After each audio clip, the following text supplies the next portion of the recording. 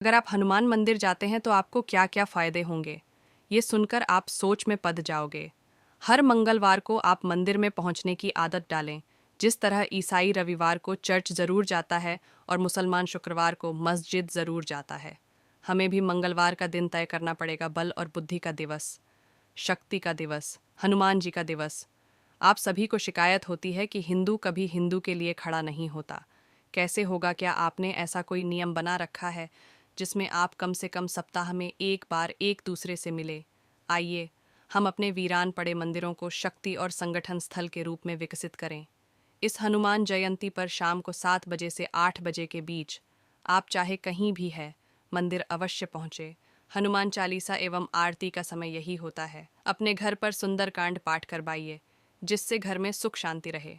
आप अपने घर पर हैं तो घर के पास के मंदिर में, दुकान पर है तो दुकान के पास के मंदिर में, ऑफिस में है तो ऑफिस के पास किसी मंदिर में, अगर आप यात्रा पर भी हैं तो आप जहाँ भी हैं वहाँ पर आसपास किसी भी मंदिर में हर हनुमान जयंती मंगलवार के दिन 7 बजे से 8 बजे के बीच ज़रूर पहुँचे। कल्पना कीजिए, भारतवर्ष में लाखों लाखों मंदिर है। अगर हर मंदिर में सिर्फ 50 से 100 लोग भी पहुँचेंगे और एक साथ उनके घंटों की, शंख की और आरती की आवाज़ें गूंज आएगी, तो एक मिश्रित संगीत जब पूरे भारतवर्ष में हर मंगलवार ठीक 7 से 8 बजे के बीच में गूंजेगा, तो यह आवाज़ पूरी दुनिया में जाएगी। इसका असर बहुत ही दूरगामी होगा। विश्वास कीजिए, आज की सभी समस्याएं कपूर की तरह उड़ जाएंगी। इतनी बड़ी संख्या में जब हिंदू अपने मंदिरों में पहुंचेगा, वह भी हर सप्ताह, तो किसी में हिम्मत नहीं होगी कि हिंदू सभ्यता संस्कृति को छेड़ सके। हो सके तो अपने साथ अपने बीवी बच्चों को भी लेकर मंदिर जाए। जब आप इस तरह से नियमित रूप से हर मंगलवार मंदिर पहुंचेंगे, तो वहां आपके आस पड़ोस में एक ही जो लोग हैं, वह भी आपसे मिलेंगे। आपकी जान पहचान बढ़ेगी, आपस में संबंध बढ़ेंगे और फिर आप एक दूसरे के सुख दुख में भी शामिल होंगे। इसी तरह से हम सभी एकता के सूत्र में बंध जाएंगे। अगर संदेश पसंद आया है तो इसे सभी ग्रुपों में प्रसारित करें और आज ही प्रण करें, चाहे हम कुछ भी कर रहे हैं। हर मंगलवार 7 से 8 बजे के बीच हम मंदिर ज़रूर पहुंचेंगे। अपने लिए नहीं, अपने समाज और अपने परिवार की सुरक्षा के लिए ध्यान रहे। अब यह आवश्यक हो चुका है। अगर आप इसे अभी भी टालते रहे तो बहुत बड़े खतरे में आप पड़ने वाले हैं। जितना शीघ्र आप इसे शुरू करेंगे, इतना जल्दी आप एक दूसरे से एकता के सूत्र में बंध जाएंगे। और सत हूँ, बाकी धर्म के लोग भी आपका मजाक नहीं बना पाएंगे, क्योंकि हनुमान जयंती पर जो भी उपाय करते हैं या आप हनुमान जी के मंदिर जाते हैं तो आपको अनेकों समस्याओं से छुटकारा भी मिलता है। भगवान राम के परम भक्त हनुमान को मंगलवार के दिन पूजने का विधान है। यह दिन बजरंगबली की उपासना के लिए सर्वोत्तम माना जाता है। इस दिन भक्त अपने प्रभु की पूजा अर्चना कर उनका आशीर्वाद प्राप्त करते हैं।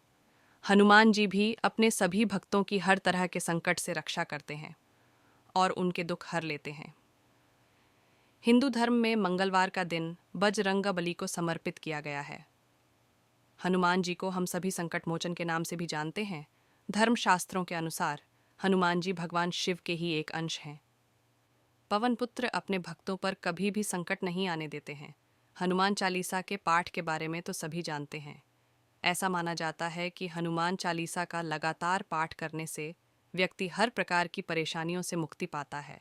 लेकिन हनुमान चालीसा के अतिरिक्त हनुमान जी का एक रूप है जिसे हनुमान अष्टक कहा जाता है। ऐसा माना जाता है कि यदि कोई व्यक्ति किसी शत्रु से या किसी प्रकार के भय से विचलित है तो उसे हनुमान अष्टक का पाठ करना चाहिए। छतरपुर के रहने वाले पंडित धीरेन्द्र कृष्ण शास्त्री बताते हैं कि ज्योतिष शास्त्र में भी हनुमान अष्टक का पाठ करना बहुत लाभकारी बताया गया है। ऐसा माना जाता है यदि कोई व्यक्ति मंगलवार के दिन हनुमान अष्टक का पूरी श्रद्धा, भक्ति और विधिवत पाठ करता है तो वह व्यक्ति को सभी प्रकार के शारीरिक कष्टों से मुक्ति मिल जाती है। हिंदू धर्मशास्त्रों में हनुमान अष्टक के पाठ को लेकर बहुत सी बातें जानने को मिलती हैं, लेकिन धर्म ग्रंथों में हनुमान अष्टक पाठ करने को लेकर कोई विशेष नियम नहीं है। यह पाठ कभी भी और कहीं भी किया जा सकता है। वैसे तो इस पाठ को करने का कोई खास नियम नहीं है, लेकिन यदि आप हनुमान जी के इस पाठ को करना चाहते हैं तो इसके लिए जहां आप पाठ करने वाले हैं वहां हनुमान जी की तस्वीर के साथ भगवान राम का चित्र ज़रूर लगाएं। इसके बाद भगवान राम और हनुमान जी के सामने घी का दीपक जलाकर तांबे के गिलास या लोटे में जल भरकर रख दें। फिर पूरी श्रद्धा और भक्ति भाव के साथ हनुमान जी का ध्यान करके हनुमान बाहुक का पाठ करें। ज्योतिष शास्त्र के अनुसार हनुमान जी की पूजा करते समय जल के साथ हनुमान जी को तुलसी के पत्ते भी अर्पित किए जा सकते हैं।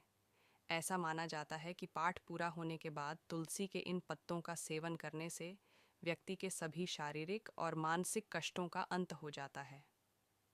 मंगलवार का व्रत करने वाले व्यक्ति को हनुमान जी सम्मान, साहस और शक्ति का आशीर्वाद देते हैं। जिन लोगों को संतान नहीं हो रही हो, उन्हें हनुमान जी के आशीर्वाद से संतान की प्राप्ति होती है। तो चलिए अब बात करते हैं मंगलवार व्रत के फायदों के बारे में। तो दोस्तों, आपको बता दें कि अगर आप मंगलवार के व्रत करते हो तो आपकी जितनी भी परेशानियां होती हैं सभी खत्म हो जाएंगी। साथ आपके घर में सुख शांति का वास हो जाएगा। सत ही बालाजी को कृपा भी आपके परिवार पर हमेशा हमेशा बानी रहेगी। पुरुष शराब क्यों पीता है, आइए जानते हैं। सुबह सुबह नहा धोकर काम पर जाने के लिए तैयार होते हुए लाड़ी से कहा, जल्दी लंच पैक कर दो, ऑफिस के लिए देर हो रही है। तभी बेटे ने कहा, पापा मुझे कल फीस जमा करनी है। ठीक है बेटा, शाम को आकर देता हूँ, बेटी ने कहा। पापा स्कूल में फैंसी ड्रेस कंपटीशन है, मुझे एप्री की ड्रेस चाहिए। ओके बेबी, शाम को लेता आऊँगा। पिताजी बोले, बेटा मेरे चश्मे का कांच टूट गया है, इसे लगवा देना।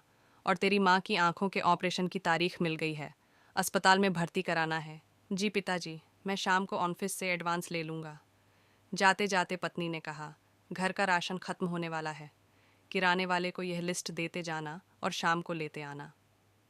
अच्छा जी, अब मैं चलता हूँ, यह कहे वो घर से चल दिया। रास्ते में स्कूटर पंचर हो गया और ऑफिस पहुँचने में देर हो गई। ऑफिस पहुँचने पर बास ने घड़ी की ओर देखा और कहा, आइए सर। वो समझ गया देरी की वजह से बास नाराज़ हैं। खैर सोचा, आज जल्दी जल्दी काम निपटा लेता हूँ ताकि बास खुश हो जाए, क्योंकि शाम एडवांस भी लेना है। काम को जल्द निपटाने के चक्कर में एक गलती हो गई। बास खुश होने की जगह और नाराज़ हो गए। एडवांस मांगने की हिम्मत ही नहीं हुई। खैर दिन बीता, छुट्टी हुई। अब घर पर क्या कहूँगा, यह सोचकर परेशान हो गया। तभी साथी कर्मचारी ने कहा, क्या बात है यार, बहुत परेशान दिख रहे हो। उसने सारी व्यथा अपने दोस्त को बताई और कहा, यार दिल करता है रेल की पटरी पर लेट जाऊं। दोस्त ने कहा, चल परेशान ना हो, मेरे साथ चल। दोनों ने साथ पी और अपने अपने घरों की ओर चल दिए। घर पहुंचकर उसने कहा कि एडवांस नहीं मिल पाया। फिर घर में कुछ ये हुआ बेटा माँ से, मम्मी पापा ने शराब पी पर मुझे फीस नहीं दी। बेटी मेरी ड्रेस नहीं लाए और शराब पी ली। पिता चश्मा लाने के लिए पैसे नहीं थे और शराब के लिए थे। माँ भूल गया है तू अपना पेट काट काट कर, पाला था तुझे, शराब के लिए पैसे है, माँ के लिए नहीं। और अंत में पत्नी ने कहा, अब राशन की जगह हमें भी शराब ही पिला दो। कुछ जानने योग्य तथ्य, पिता का चश्मा 500 रुपये, माँ का ऑपरेशन 3000 रुपये, बेटे की फीस 700 रुपये, बेटी की ड्रेस 1200 रुपये, घर का राशन 5000 रुपये, शराब जो कि दोस्त ने पिलाई 300 रुपये। क्या इन 300 रुपयों से घर की ज़रूरतें पूरी हो जाती? एक मर्द अपने परिवार के लिए हर संभव प्रयास करता है। उसे प्यार और सम्मान दें, उसकी मजबूरियों को समझने की कोशिश करें और कभी कभी अपने मन की करने दो, क्योंकि आदमी काम के नाम पर पता नहीं क्या क्या सहन करता है और कैसे कैसे काम करता है। और अगर उसके बाद वो अपने परिवार से ये उम्मीद करता है कि सभी की इच्छाओं को पूरा कर सकूं, इंसान को समझना बहुत मुश्किल होता है। लेकिन अगर आप उसके साथ आदर और प्यार से रहोगे तो उसका काम में भी मन लगेगा और परिवार में भी मन लगेगा। साथ ही आपको भी उसका साथ देना चाहिए, क्योंकि पत्नी के बिना इंसान ज़्यादा दूर नहीं चल पाता है।